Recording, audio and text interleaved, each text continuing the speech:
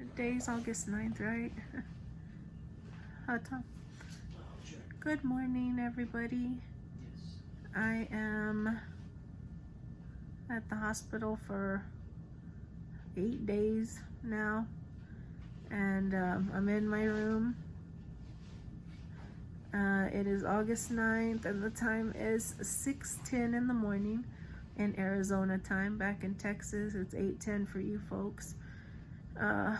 Anyways, I just had a procedure gone kind of, I want to say horribly wrong because of the excruciating pain I just went through. They were trying to get, not like a PICC line, but like a central venous line or something, like where they put the catheter down my right side, and it's supposed to go into my heart and be able to whatever draw blood. And it's kind of like what they do when people go through dialysis.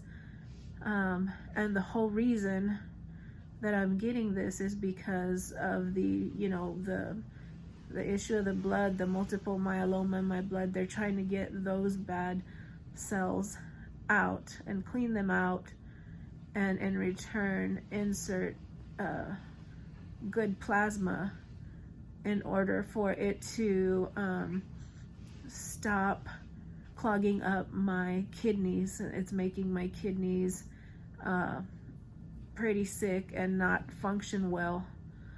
So I decided, fine. I didn't really want to go through it. I said, okay, let's do it. I've got to do it. There's no other way around it. So at about, what was it? An hour ago was 5:10. I think it was around 4:30 this morning the procedure started. And I have to tell you, I didn't want to. I was so like shaking that Tom had to tell the nurse, like, do you have something for her? She needs anxiety or some kind of medication. I'm like, you know what, I guess I do, because I don't want to do this. I don't want to go through this. I don't feel right about this. And so sure enough, she gave me some at 4, and it kicks in at 4:30. And I was thinking, like, well, what about the morphine? Like, I'm due to take morphine for my regular pain regimen. Can I take that? And she was like, oh, I'm afraid you might pass out. And she was like, wait a minute, I gave you this and that, whatever. She took the vitals and she was like, yeah, I can give you morphine. I was like, yeah, that way, it helps me with the pain up here. Because the tech that was going to work on me with the line had said that I'm going to feel, obviously, the big old needle for the local anesthetic. And so yeah, I mean, of course you got to feel something at some point. And so he was like, the needle you're probably used to. It's when I inject the anesthetic medication that you're gonna feel that burn. And I was like, well, fine, it's gonna burn. I just have to endure. And to me, I thought that's gonna be the hardest part. And then bada bing, bada boom, let's put the line in. Anyway, so she gave me the morphine. Then he began the procedure, and everything was going well. And then he said, okay, here comes the medicine, the burning medication. I gotta put this down because it's actually hurting my right arm to hold that. But okay, so he gave me the he said, here comes the numbing medication. I was like, that's fine. I felt the needle, and I'm waiting for it to burn, because he says a lot, all his patients that says, oh, it burns, it burns. It didn't really burn, or I didn't feel it. And so I was like, okay, well, that's cool. It didn't burn. We're good. That to me means once he's going to let that medication do its thing, when he starts doing the actual procedure, that it's going to be a piece of cake, maybe just have to deal with the pain afterwards, after it wears out. So anyways, we're talking. Tom's in the room, I'm in the room, and the dude's in the room. doing the thing, and he just got his like whatever sonogram machine, and I don't know. I just told him, don't tell me what you're gonna do. Let's just get it done without the details, because I don't even want to do this, much less know when you're gonna do it and how. So he starts doing it, and I feel the first poke, not a needle poke. I don't know what the heck it was. Obviously it has to be pretty strong, pretty sturdy, pretty thick to come from the I wish I could turn my head more, but I can't. To come from the neck, you know, to go straight down into my heart, the top of my heart, not even all the way in. And sorry if I'm shaking the camera, it just really freaking hurts to hold it. So he's going in, and you know, my eyes kind of get big, and I'm like, okay, this is natural. It's gonna hurt. It's gonna hurt. It's a needle. So he's going down, and he's pushing hard, and I'm like, okay, it's just me, my thick skin, whatever. I'm a little bit to the bigger side. And so he's pushing and he's pushing, and I'm thinking we should be there already. And I just feel gush after gush after gush of little warm fluid just run down really fast down my back, on this side, this side, and I guess it goes all the way to the other side of my head. Obviously I think you guys have been maybe even seeing like what the heck is going on with the back of her head, because you can see the sheets, and that's not all of it, but I just can't get up. But the thing is, he's not even there yet. It's bleeding. You can see that he's a little panicking because now he's having to wipe blood, have part of this needle in. He's having to put something, and so he's blaming it on, he says, no, you're not bleeding at all. It's the gel. The gel is what you feel. I'm like, oh, okay. Because then I start feeling him put some kind of gel. And I was like, okay, it's a gel. It's a gel. Then he's going to continue after he wipes, continue to push and push. And every single time he gets further down or toward the heart, I am like in more and more excruciating pain, where I start kicking my feet, moving my feet, my legs, my hands are clenched on the rails, both of them. And I'm like, oh my God. He's like, is it hurting? I'm like, yes, it's hurting. Like, and he's still, you know, going, and I still want him to go because I want him to finish, and I want the torture to finish. So I was like, is it in yet? Are we done? And he's like, not yet, not yet. Something seems to be in the way. And I was like, what? And then, so as he's pushing down and he's pushing further, all of a sudden when he's pushing, I feel like I am being choked, like he's stabbing my carotid artery. And he says he notices my face do that, so he stops. And then I could like breathe, like if somebody let me go. And yes, you know, to get choked, I know you got to get both carotid arteries at the same time, but this one felt like I was getting choked because he was right there, like right on the outside, and I'm hoping he didn't over puncture it. I don't even know what's going on inside of me at this moment as we speak. Almost 2 hours later, I'm looking that way because that's where my clock is on the wall. So anyways, he's like, should I stop, ma'am? I could stop. I said, do whatever you have to do to finish, because I didn't want to go through this stuff again. I was just done. And so anyways, he's trying again, but every time he does it, I make a face like I'm getting choked.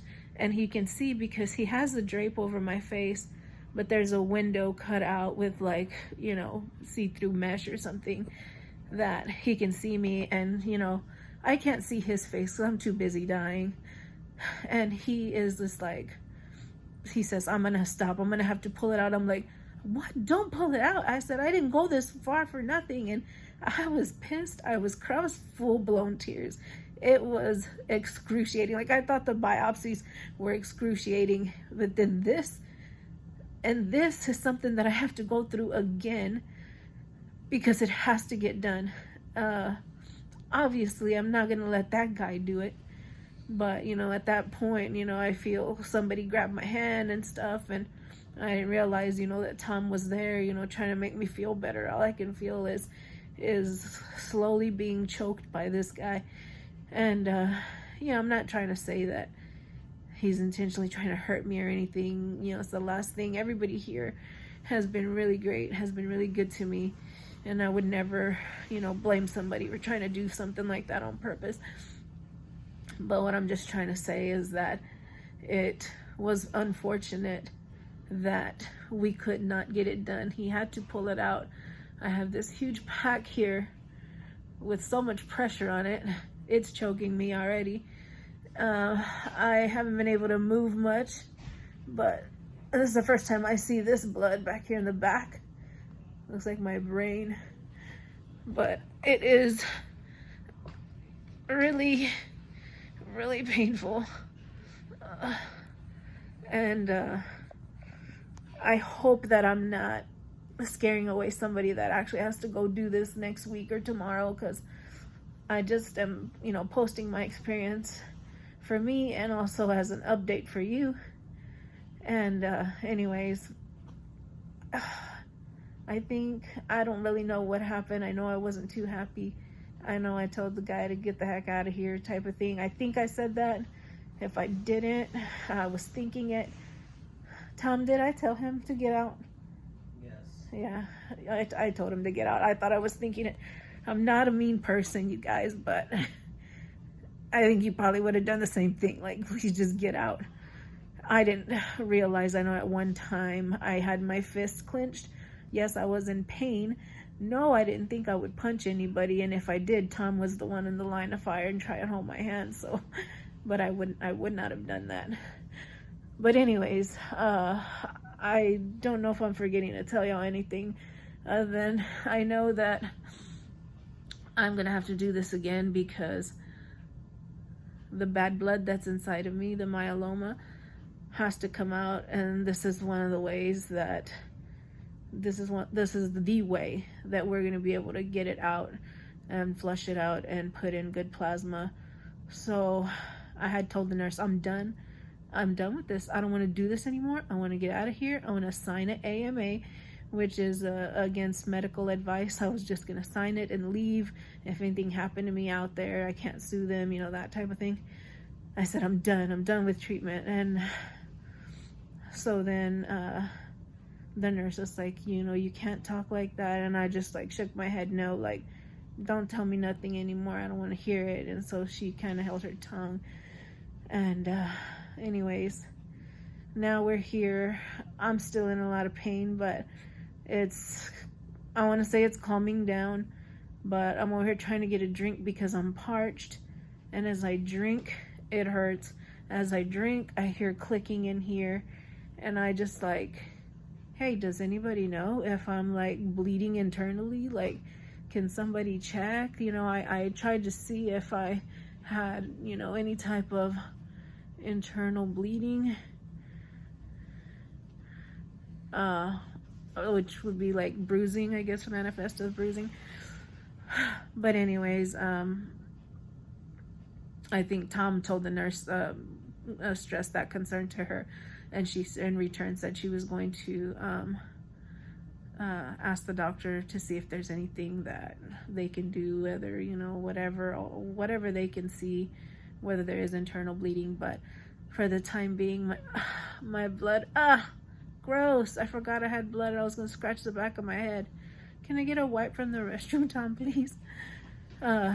They did check my blood right now, and so if I'm bleeding internally, you know, there I go, probably with another unit of blood today. So it seems to be like just a minor setback. As to when and where, the guy that's not going to do it, they're going to send me to, I forgot what word they said, but it's somewhere where the doctors are going to do it. they're gonna knock me out, and hopefully when I wake up it's in. You okay, honey?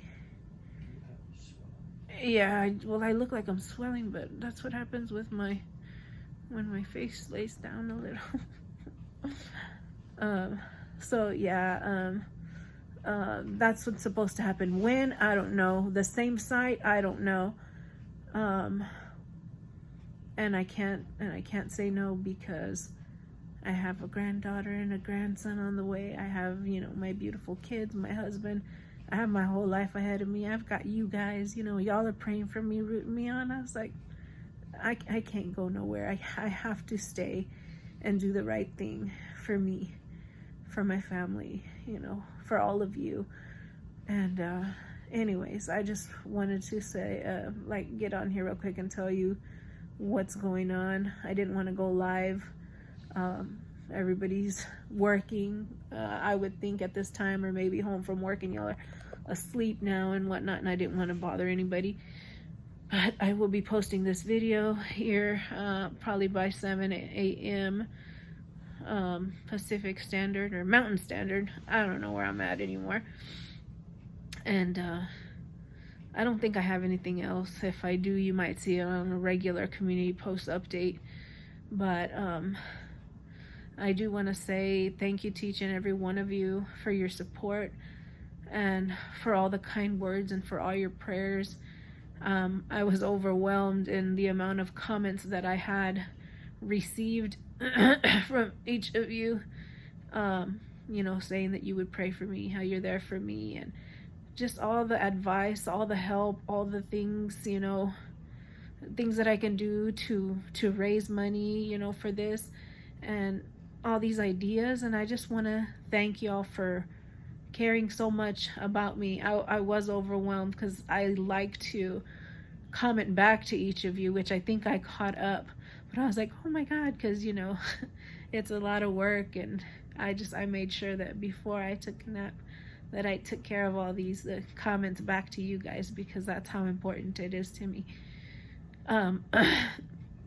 But I will let y'all go now. I've got to get cleaned up. I've got to do a little therapy on my neck and, you know, do some rotating back and forth, and I don't know, sit and be fit or whatever you call that show. But I want to thank Tom. Oh my God, I want to thank Tom for being here, because if he wasn't here and I was going through this like completely alone with nobody here, I don't even know. I just don't even want to know, and I don't want to think about my emotional state at that point. But he's here, and he's like, we kind of got woken up, so I'll be here. And he says he'll be here. Thank you, Tom. I sure do appreciate you, and I love you, honey. So yeah, guys, just thank you to everybody. Thank you to all of you, and I will try to give you another update soon, and maybe the next time you see me, I'll have the device on without complications, and none of this mess back here, like I slept on my jelly sandwich. I'm sorry, sometimes I have to make light of it because it's just, you know. But anyways, thank y'all, and I love y'all very much, and I hope to see you all soon. Love y'all, and have a great week. Bye.